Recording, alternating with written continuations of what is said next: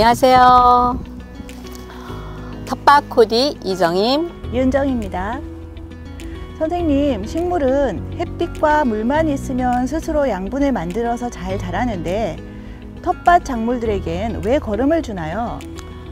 자연 상태에서 자란 식물들은 햇빛과 물만으로도 충분히 잘 자랄 수 있겠지만 우리가 키우는 텃밭 작물들은 좁은 면적에서 집약적으로 키우는 식물들이라 탭이나 거름을 줘야 합니다. 특히 채소 작물들은 파종에서 수확까지 단시간에 이루어지기 때문에 탭이나 거름 없이는 풍성한 수확을 기대하기가 힘듭니다. 그렇군요. 요즘 시장에 나가보면 텃밭에 뿌리는 거름의 종류도 많던데요. 우리 텃밭에는 어떤 거름을 선택하면 좋을까요? 식물은 토양에서 대부분의 영양분을 흡수해서 이용합니다. 그러나 우리 텃밭에서는 자연으로부터 공급받는 것으로 충분하지 않으므로 추가로 거름을 주어야 합니다. 식물이 필요로 하는 대표적인 영양소는 질소, 인산, 칼륨을 비롯하여 16가지가 있습니다. 특히 식물이 많은 양을 필요로 하는 영양소를 다량 원소, 많이는 아니지만 부족하면 생장 장애를 초래하는 미량 원소가 있습니다. 식물이 정상적인 생육을 유지하려면 토양으로부터 양분의 균형 있는 공급이 중요합니다. 특정 양분의 결핍은 식물의 생육에 지장을 주기 때문에 적절한 양분의 공급은 작물의 수확과 깊은 관계가 있습니다. 농작물 생육에 여러 종류의 양분이 필수적으로 필요하지만 실제 재배에서는 여러 종류의 양분 중 필요량에 비해 공급되는 양분이 가장 많이 모자라는 양분에 의해 농작물의 수확량이 결정됩니다. 이것을 채소 양분율의 원리라고 합니다. 흔히 보이는 양분의 부족 증상 중 대표적인 것으로 잎이 누렇게 되는 증상이 있는데요.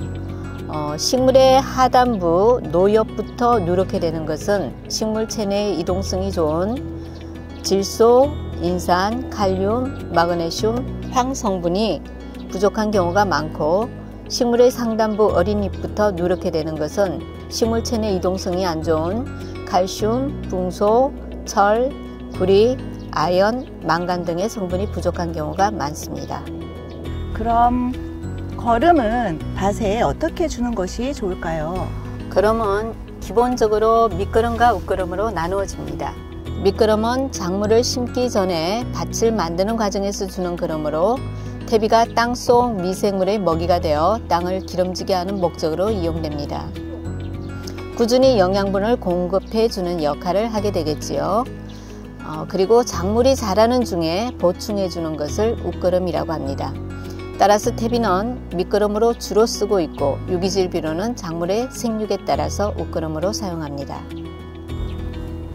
일반적으로 퇴비는 1제곱미터당 1kg 정도를 넣으면 적정한데요. 서울시 친환경 농장은 이미 충분히 퇴비를 넣은 상태여서 여러분들이 따로 밑거름을 하실 필요는 없습니다. 텃밭에 부숙이 덜 된 퇴비를 사용하면 발효 과정에서 열이 발생해서 식물의 뿌리가 해를 입을 수도 있습니다. 완전히 부숙된 퇴비를 사용하는 것이 좋겠지만 그렇지 않다면 파종이나 식재를 하기 전 적어도 1, 2주 전에 퇴비를 봄밭에 섞어두는 것이 안전합니다. 그리고 또한 기력이 세한 사람이 링거 주사를 통해 힘을 얻듯이 쇠약한 작물도 영양소가 들어있는 액체 비료를 잎면에 살포하여 빠르게 활력을 찾게 해주기도 합니다. 선생님, 거름을 밑거름, 웃거름으로 나누지 말고 한꺼번에 다 주면 어떻게 될까요? 그렇죠. 그렇게 하면 정말 편리하겠죠. 그렇지만 양분을 잘 저장하고 있는 토양이라면 식물이 필요할 때 조금씩 흡수해서 사용하면 됩니다. 우리나라 토양은 양분을 저장하는 힘이 약해서 장마를 비롯한 잦은 비나 혹은 관수에 유실이 되기 때문에 한 번에 다 주면 주는 만큼의 효과를 거두기가 힘듭니다. 그래서 나누어 주는 것이 필요하죠. 오늘은 우리 주변에서 흔히 구할 수 있는 재료로 효과가 매우 좋은 친환경 칼슘 영양제를 만들어 보도록 하겠습니다. 이 칼슘 영양제는 계란 껍질과 현미식초를 반응시켜 만든 액체 비료로 시중에 판매하는 일반 칼슘 비료보다 효과가 매우 뛰어나서 농촌진흥청에서도 적극 권장하고 있습니다.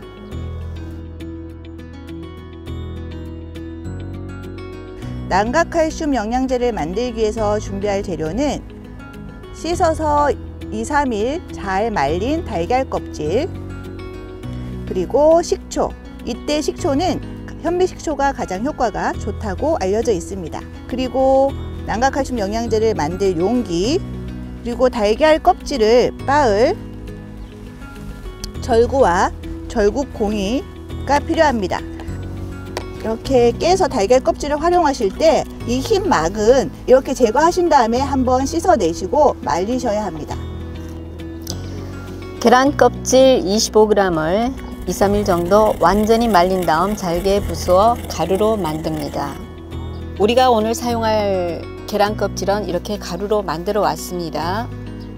현미식초 500ml를 큰 용기에 담고 여기에 계란 껍질 가루를 조금씩 넣어줍니다.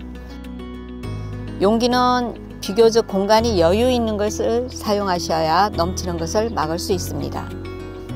초산과 칼슘의 화학 반응에 의해서 이산화탄소가 발생하여 거품이 생기므로 조금씩 천천히 첨가해서 넘치지 않도록 주의하시기 바랍니다. 이렇게 넣어둔 후 뚜껑을 살짝 닫습니다. 서늘한 곳에 두고 하루에 한 번씩 잘 젓거나 흔들어주면 되겠습니다. 이 과정에서 계란 껍질이 말랑말랑해지고 수면 위로 오르내리면서 이산화탄소가 계속 발생하는데요. 그래서 뚜껑을 꼭 닫아두시면 안 됩니다. 계란 껍질이 가라앉아 더 이상 기포 발생이 없으면 난각칼슘 영양제가 완성되었습니다. 이 과정이 보통 일주일 정도면 충분합니다. 이렇게 만들어진 난각칼슘 영양제를 체에 걸러서 냉암소에 보관하고 사용하시면 됩니다.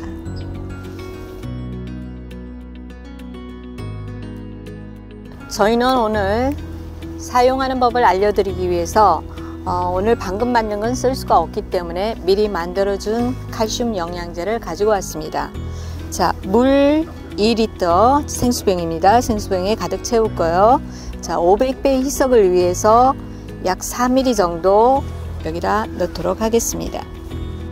자, 여러분들께서는 이렇게 계란 컵이 없을 경우에는 생수병 뚜껑이 약 5mm 정도 되니까 이걸 그냥 쓰셔도 됩니다. 자, 기준은 500배이지만은 약 200배까지 사용하셔도 약해는 거의 드문 편입니다. 자, 충분히 흔들어 주겠습니다. 자, 이렇게 만든 칼슘 영양제를 월 2-3회 정도 잎 뒷면에 흠뻑 충분히 살포합니다. 자, 이렇게 난각칼슘 사용 방법을 알려드렸습니다.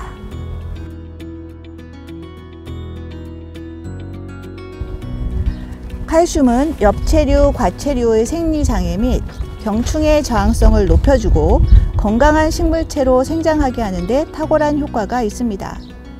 작물의 건강 유지에 매우 중요하고 인산의 흡수력을 높이며 생식 생장을 도와줍니다. 우리가 만든 칼슘 영양제는 고온이나 가뭄에 칼슘 결핍 장애를 해소하고 무름병 등 각종 병해 저항성도 높여주는 양분입니다. 또한 농촌진흥청 자료에 의하면 고추, 배추의 생장은 20에서 30% 증가되고 흰가루병 발생은 40에서 60% 억제되며 그 외에도 진딧물 같은 해충의 발생을 억제하는 효과도 있습니다. 이번 시간에는 식물의 영양 관리에 대해서 알아보았는데요. 식물의 영양 관리는 무엇보다 균형을 맞추는 것이 중요합니다. 부족한 영양소는 보충해줘도 되지만 영양이 과잉이 되게 되면 식물은 물론 토양에도 심각한 장애를 초래할 수가 있습니다. 작물이 필요한 영양분은 투입량이 많아질수록 생산량이 증가하지만 어느 정도 이상이 되면 오히려 생산량이 감소할 수 있습니다. 이것을 수확량 점감의 법칙이라고 합니다. 다시 한번 강조합니다. 적기 정량 10일 꼭 기억해 주세요. 선생님, 마지막으로 좀 더 강조하고 싶은 내용이 있으실까요? 네, 얼마 전에 제가 텃밭 개장 교육을 다녀왔는데요. 텃밭에 퇴비가 흙 위에 그대로 방치된 곳들이 많이 있더라고요. 퇴비는 공기 중에 노출되면 영양 성분이 공기 중으로 날아가 버리기 때문에 반드시 흙과 섞어 주시는 것이 좋습니다. 여러분, 퇴비는 반드시 흙과 잘 섞어서 사용하는 것 잊지 마세요. 여러분, 우리 다음 시간에 뵐게요. 다음 시간에 봬요.